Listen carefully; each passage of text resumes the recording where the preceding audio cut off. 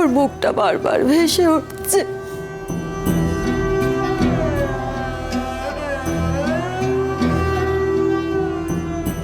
জন্মদিনে ওকে আমি,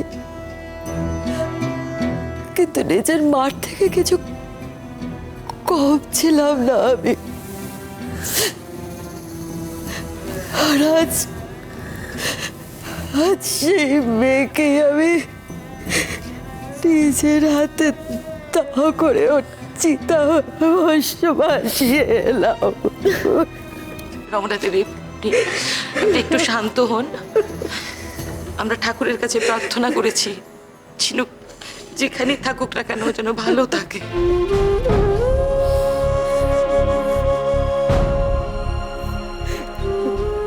যে যাওয়ার সে তো চলেই গেল, সব ছেড়ে সে চলে গেল। যে রইল সে ছোট্ট বাচ্চাটা কি করবে, আমি তো সেটাই ভাবছি খালি। ওইটুকু বয়সে নিজের মাকে চলে যেতে দেখলো, যে ওকে মার মতো করে বড় করলো, সেও চলে গেল। ওইটুকু ছোট্ট বাচ্চাটা কি করে কি কষ্ট সহ্য করবে, আমি তো সেটাই বুঝতে পারছি না।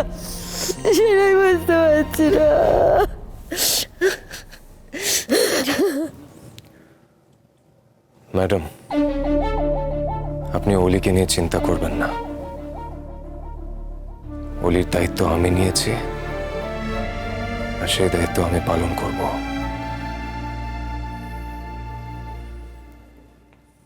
অলিকে আমি অ্যাডপ্ট করব।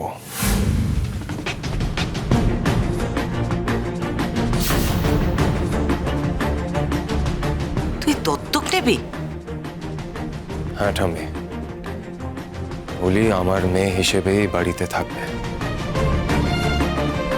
এত বড় একটা সিদ্ধান্ত তুই হিয়ার সাথে কথা বলেছিলি রাজা? এটা আমারও ইচ্ছে মা।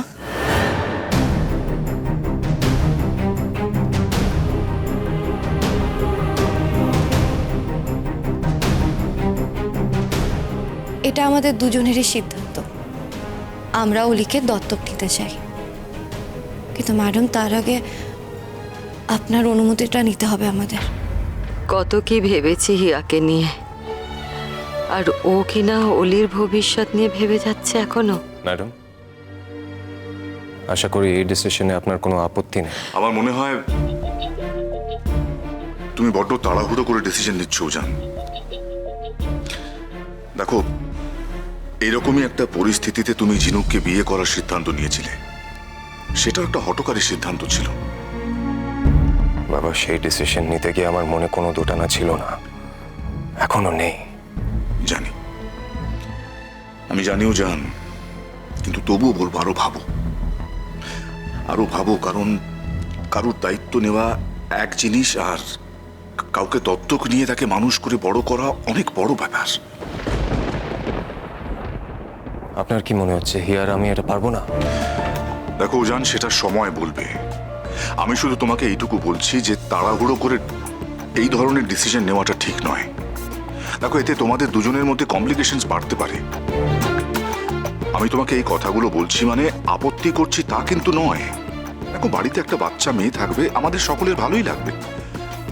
তার সাথে রমলা ম্যাডামও থাকবেন, কোনো অসুবিধা নেই তাতে। কিন্তু দত্তক নেওয়া মানে কিন্তু আমরা না ভেবে শুধু আবেগের বশে কিন্তু সিদ্ধান্তটা নিয়ে নিই। এটা আমাদের দুজনেরই ইচ্ছে। আমরা দুজন মিলে অলির মা বাবা হিসেবে ওর দায়িত্ব নিতে চাই। আমি চাই না। আমি তোমাদের সিদ্ধান্তকে সম্মান করছি, আর আজ এটাও বলছি যে তোমার সম্পর্কে আমি অনেক খারাপ কিছু ভেবেছি, কিন্তু আজ বুঝতে পারছি যে আমি ভুল। তুমি অনেক বড় মাপের মানুষ, পারলে আমাকে তুমি ক্ষমা করে দিও মা। প্লিজ ম্যাডাম, আপনি এইভাবে কেন বলছেন?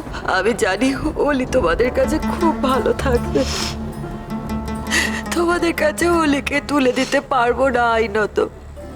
কিন্তু কেন দিদি? দিদি আমি আমার সব হারিয়ে ফেলেছি দিদি। আমার ছেলেটা একটা অমানুষ, খুনের দায়ে হয়তো ওর ফাঁসির সাজা হবে বা যাবজ্জীবন হয়ে যাবে। ঝিনুককে হারিয়ে ফেলেছি, হলি তো আমার একমাত্র বাঁচার রসদ বলুন। ও আমার নিজের রক্ত, আমার বংশধর। আপনাদের পরিচয় বড় করলে আমার তো আর কিচ্ছু থাকবে না নিজের বলে। এভাবে কেন বলছেন দিদি? আমরা সবাই মিলে একসাথে থাকবো, অলির একটা সুন্দর ভবিষ্যতের কথা ভেবে দিদি। অলির ওপর সমস্ত দায়িত্ব আমারই বর্তায়। আমি নিশ্চিন্ত হয়েছিলাম যখন উজান বলেছিল যে ও অলির দায়িত্ব নেবে। আমি এখনো বলছি ম্যাডাম, আর শুধু কথার জন্য নয়, আমি সত্যি অলিকে অ্যাডপ্ট করব।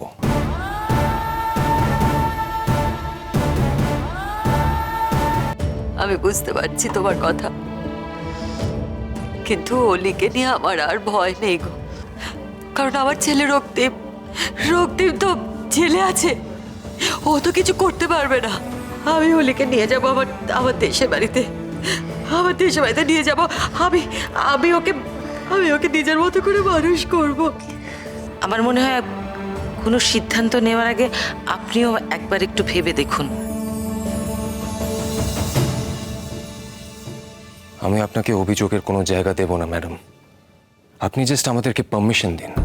আমি সব দিক ভেবেই কথাগুলো বলছি উজান। এরকম বলবেন না প্লিজ।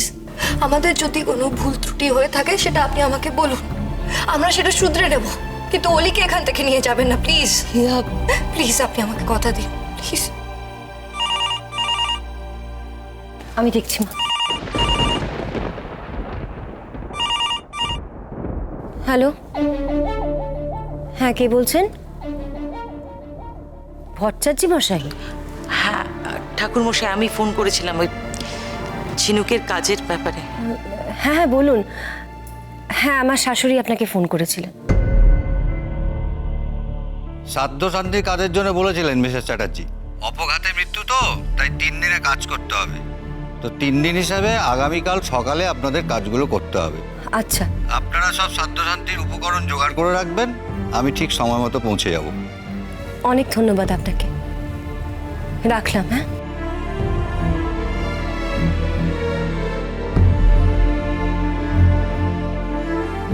ঝিনুকের মৃত্যু অপঘাতে, তাই 3 দিনের দিন শ্রাদ্ধের কাজ হবে। তার মানে কাল তো? হ্যাঁ মা, কাল সকালে। উজান,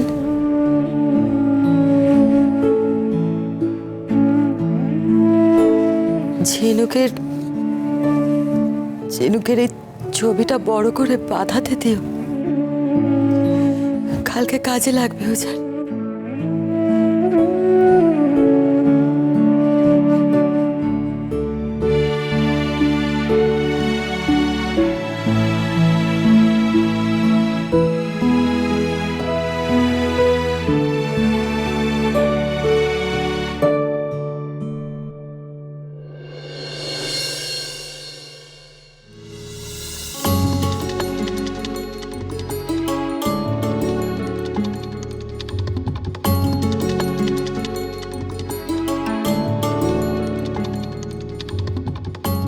অলি, তোমার জন্য একটা গিফট আছে।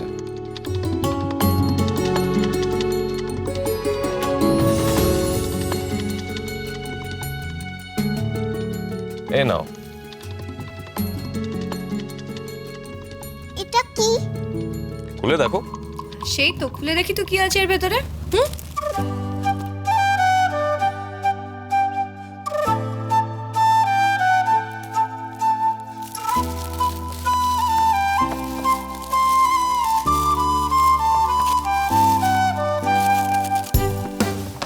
এটা ডল? না, এটা ডল না, এটা তোমার মেয়ে। আমার মেয়ে? এখানে আকাশ নীল, এখানে আকাশ নীল।